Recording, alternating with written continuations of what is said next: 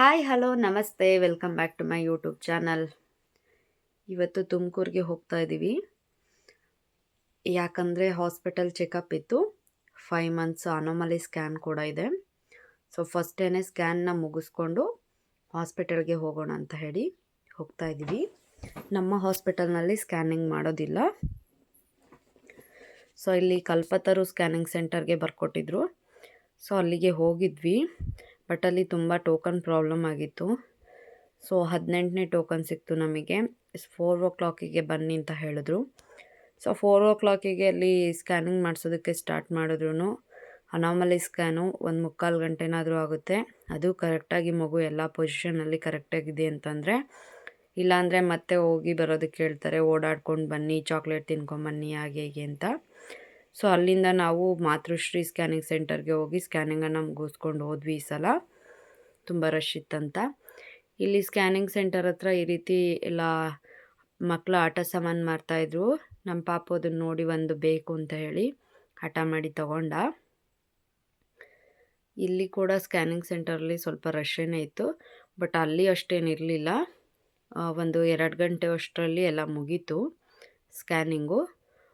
ಸ್ಕ್ಯಾನಿಂಗ್ನ ಮುಗಿಸ್ಕೊಂಡು ನಾವು ಅಲ್ಲಿಗೆ ಚಿನ್ಮಯ್ ಹಾಸ್ಪಿಟಲ್ಗೆ ಹೋಗಿದ್ವಿ.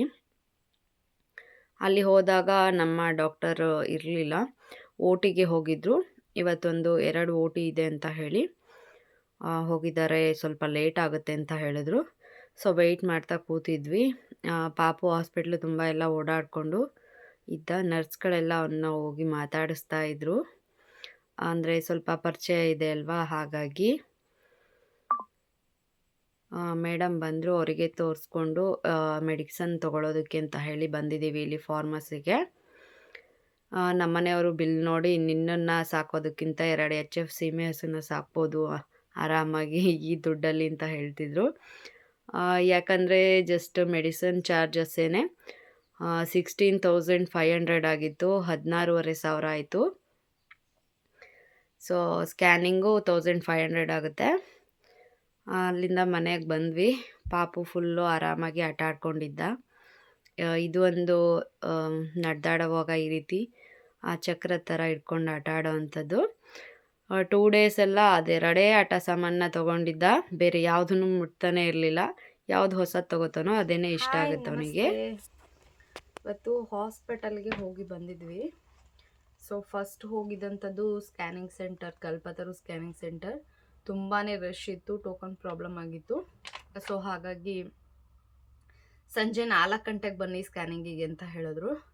ಟೋಕನ್ ನಂಬರ್ 18 ಇತ್ತು ನಮ್ಮದು. ಸೊ 4 ಗಂಟೆಗೆ ಹೋಗಿ ಸ್ಕ್ಯಾನ್ ಮಾಡಿಸ್ಕೊಂಡ್ರು ಅಲ್ಲಿ ಒಂದು 6 ಗಂಟೆ 7 ಗಂಟೆ ಆಗುತ್ತೆ. ಅಷ್ಟು ಟೈಮ್ ಆಗುತ್ತೆ. ಅನೋಮಲಿ ಸ್ಕ್ಯಾನ್ ಬೇರೆ ಅಲ್ವಾ, ಸ್ವಲ್ಪ ಲೇಟೇನೇ ಆಗುತ್ತೆ.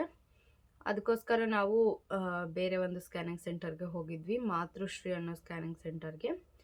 ಸೊ ಅಲ್ಲಿ ಕೂಡ ಟೈಮ್ ಆಯಿತು. ಒಂದು 2 o'clockಗೆಲ್ಲ ಮುಗೀತು. ಶೈಲಜಾ ಮೇಡಮ್ ನಾವು ತೋರಿಸ್ತಿರೋವಂಥ ಡಾಕ್ಟರ್ ಕೂಡ ಒಂದು 4 o'clockಗೆಲ್ಲ ಮನೆಗೆ ಹೋಗ್ತಾರೆ. ಮತ್ತು ನೈಟು ಬೇರೆ ಡಾಕ್ಟರ್ ಸಿಗ್ತಾರೆ, ಅವ್ರು ಸಿಗೋದಿಲ್ಲ. ಸೊ ಅದಕ್ಕೋಸ್ಕರ ನಾವು ಬೇಗ ಸ್ಕ್ಯಾನಿಂಗ್ ಮುಗಿಸ್ಕೊಂಡು ಹೊರಟ್ವಿ. ಸೊ ಸ್ಕ್ಯಾನಿಂಗ್ ರಿಪೋರ್ಟು ನೋಡಿ ಕಾಣಿಸ್ತಿದೆ ಅನಿಸುತ್ತೆ. ಈ ರೀತಿ ಇದೆ. ಸೊ ಪ್ಲೆಸೆಂಟಾ ನಂದು ಆಂಟೀರಿಯರ್ ಇದೆ ಈ ಸಲ ಕೂಡ. ನಾಟ್ ಲೋ ಲೇಯಿಂಗ್ ಪ್ರೆಸೆಂಟಾ ಅಂತ ಮೆನ್ಷನ್ ಮಾಡಿದ್ದಾರೆ. ಪ್ಲೆಸೆಂಟಾ ತುಂಬ ಮಗುವಿನ ಕೆಳಗಡೆ ಇರುತ್ತೆ ಅಲ್ವಾ, ಅಂದರೆ ಸರ್ವೆಕ್ಸ್ ಕಡೆ ಇರುತ್ತಲ್ಲ, ಆ ಥರ ಇಲ್ಲ ಅಂತ ಹೇಳಿ. ಲಿಕ್ಕರ್ ಅಂದರೆ ಮಗುವಿನ ಸುತ್ತ ಇರುತ್ತಲ್ಲ ಒಂದು ನೀರು, ಅದು ಕರೆಕ್ಟಾಗಿದೆ. 13 ಸೆಂಟಿಮೀಟರ್ ಏನೋ ಇದೆ ಅಂತ ಹೇಳಿ ಮೆನ್ಷನ್ ಮಾಡಿದ್ದಾರೆ. AFI ನೀರು ಕಡಿಮೆ ಇದೆಯಾ ಜಾಸ್ತಿ ಇದೆಯಾ ಅದನ್ನು ಕೂಡ ಈ ಸ್ಕ್ಯಾನಿಂಗಲ್ಲಿ ಚೆಕ್ ಮಾಡ್ತಾರೆ. ಸೊ ನಾವು ಹೈಡ್ರೇಟೆಡ್ ಆಗಿರೋದು ತುಂಬಾ ಇಂಪಾರ್ಟೆಂಟು. ನೀರು ಕಡಿಮೆ ಆದರೆ ಕೂಡ ಪ್ರಾಬ್ಲಮ್ ಆಗುತ್ತೆ, ಜಾಸ್ತಿ ಮಾಡ್ಕೊಳ್ಳೋದಕ್ಕಾಗೋದಿಲ್ಲ. ಜಾಸ್ತಿ ಆದರೆ ಕಡಿಮೆ ಮಾಡ್ತಾರೆ ನೀರನ್ನು ಆಚೆ ತೆಗೆದು.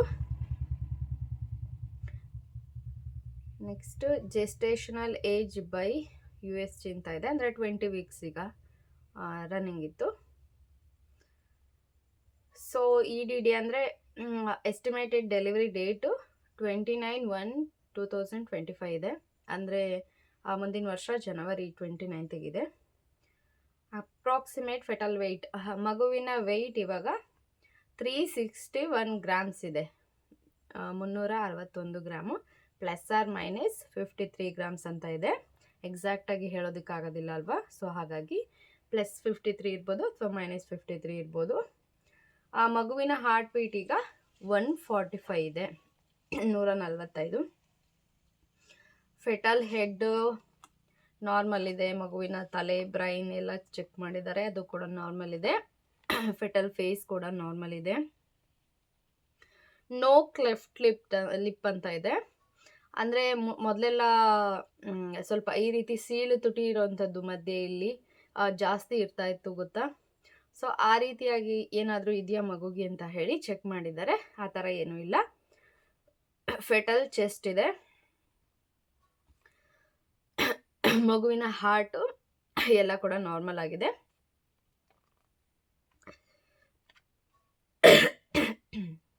ಸ್ಟೊಮಕ್ ಬಬಲ್ ವಿಜುವಲೈಸ್ಡ್ ಅಂತ ಇದೆ. ಮಗುವಿನ ಬೋತ್ ಕಿಡ್ನೀಸ್ ಅಪಿಯರ್ಸ್ ನಾರ್ಮಲ್ ಅಂತ ಇದೆ. ಯೂರಿನರಿ ಬ್ಲ್ಯಾಡರ್ ಕೂಡ ಅಪಿಯರ್ಸ್ ನಾರ್ಮಲ್ ಅಂತ ಇದೆ. Fetal spine appears normal. ಎಲ್ಲವುದು ಕೂಡ ನಾರ್ಮಲ್ ಆಗಿನೇ ಇದೆ, ಏನು ಪ್ರಾಬ್ಲಮ್ ಇಲ್ಲ ಅಂತ ಇದೆ. ಮಗುವಿನ ಫೂಟ್ ಲೆಂತ್ 30 mm ಇದೆ. ಇದಿಷ್ಟು ನನಗೆ ಇದರಲ್ಲಿ ಗೊತ್ತಾಗ್ತಾ ಇರೋಂಥ ವಿಷಯ. ಸೊ ಎಲ್ಲದು ಕೂಡ ನಾರ್ಮಲ್ ಇದೆ. ಮಗುವಿಗೆ ಏನು ಕೂಡ ಅಬ್ನಾರ್ಮಲಿಟೀಸ್ ಅನ್ನುವಂಥದ್ದು ಇಲ್ಲ. ಏನು ಅನಾಮಲಿ ಸ್ಕ್ಯಾನ್ನಲ್ಲಿ ಗೊತ್ತಾಗುತ್ತೆ. ಮಗುಗೆ ಏನಾದರೂ ಅದೇ ಸೀಳು ತುಟಿ ಇದೆಯಾ ಅಥವಾ ಹಾರ್ಟ್ ಪ್ರಾಬ್ಲಮ್ಸ್ ಏನಾದರೂ ಇದೆಯಾ, ಬ್ರೈನು ಹೆಡ್ಡು ಮೆಚುರಿಟಿ ಏನಾದರೂ ಪ್ರಾಬ್ಲಮ್ ಇದೆಯಾ, ಆ ರೀತಿ ಎಲ್ಲ ಗೊತ್ತಾಗುತ್ತಲ್ಲ. ಸೊ ಆ ಥರ ಏನೂ ಇಲ್ಲ ಅಂತ ಇದೆ. ಹಾಗೆಯೇ ಇಲ್ಲಿ ಇನ್ನೊಂದು ವಿಷಯ ಏನಂದರೆ,